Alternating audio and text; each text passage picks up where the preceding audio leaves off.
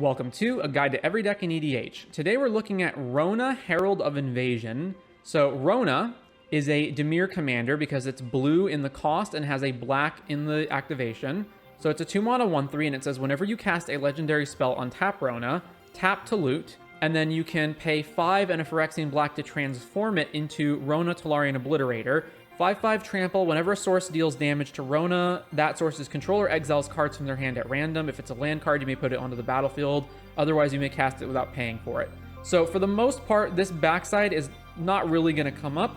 The side that we're actually concerned with is the ability to loot and untap by just casting spells. So obviously, anybody who's been playing Pioneer or Modern should be familiar with the Rona combo. So unlike other decks, I think I'm just going to jump right into the combos and then I'll explain the rest of the deck. So you can use Retraction Helix or Banishing Knack to target Rona and give it the ability to, until end of turn, it has tap, return target non-land permanent to its owner's hand. So in combination with any legendary spell that's free, usually Mox Amber, you can then go off infinitely over and over and over. So you have the Retraction Helix on your Rona, you cast a Mox Amber, it untaps the Rona, you tap the Mox Amber for blue, you tap the Rona to bounce the Mox Amber back to your hand, you recast the Mox Amber, which untaps Rona, you then tap the Mox Amber for blue, you activate Rona, bouncing the Mox Amber back to your hand, etc. You make infinite mana. So that's the most obvious one, but obviously there are other combos we can do. So what would be a Dimir deck without Console Oracle, of course? We've also got our good old-fashioned Bolas' Citadel plus Sensei's Divining Top plus Aetherflux Reservoir. So Bolas' Citadel, we get to cast stuff off the top by paying mana, or by paying life equal to its mana value. Sensei's Divining Top puts itself on the top, and then we can eventually draw our whole deck and then just find Aetherflux Reservoir, trigger it up, Death Star Laser all of our opponents. We've got, of course, if we're going to be running 0 mana artifacts like Mox Amber, we can have Hullbreaker Horror and Tidespout Tyrant to loop mana rocks back and forth with each other to generate infinite mana. We have the ability to, if we have both of these, use the Hullbreaker to keep looping and use the Tidespout Tyrant to bounce all of our opponent's permanents. We also have Isochron Scepter plus Dramatic Reversal to, if we have at least 3 mana worth of mana rocks, we can use the Isochron Scepter plus Dramatic Reversal to make infinite mana that way. Mox Opal can be a substitute for Mox Amber if we have Metalcraft online.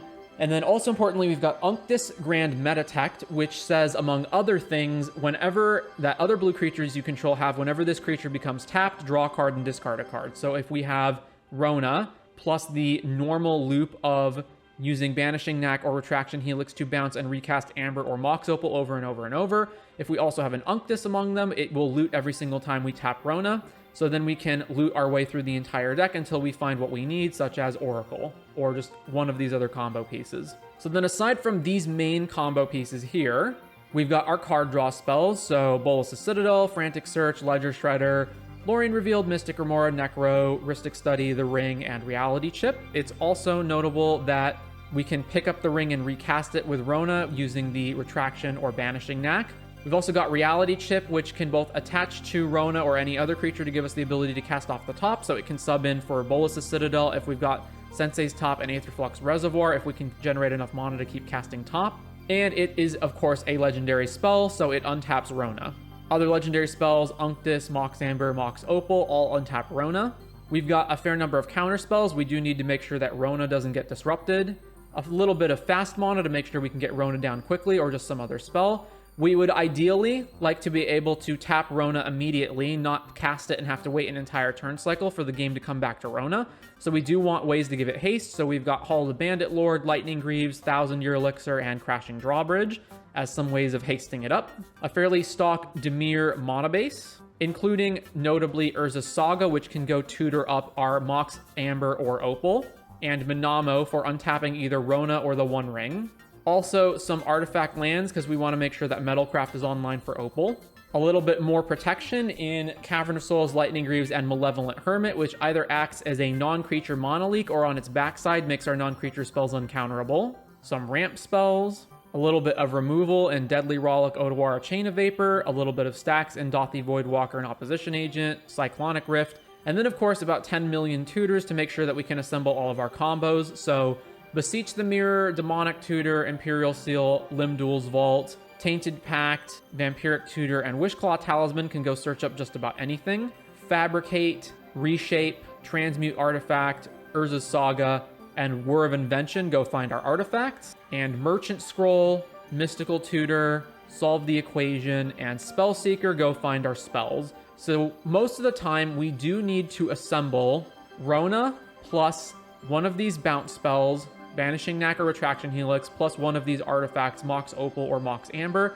Although we can also obviously do other things like Dramatic Scepter combo, Consult Oracle, top with the top deck Tutor, or the top deck cast cards like Reality Chip and Bolas' Citadel or Aetherflux Reservoir, or the Tyrant Loops as well. So there are multiple ways of doing combos, and they do not all involve Rona. In fact, many of them don't involve Rona.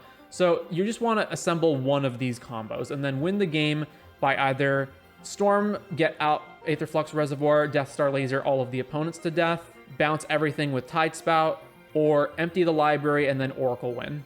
Oh, and one more thing, we also just have Omniscience and One with the Multiverse as additional high-value payoffs for when we either fast mana into them or when we use an infinite mana combo. So again, neither of these outright wins the game on their own, but they can allow us to just have basically essentially infinite mana on their own.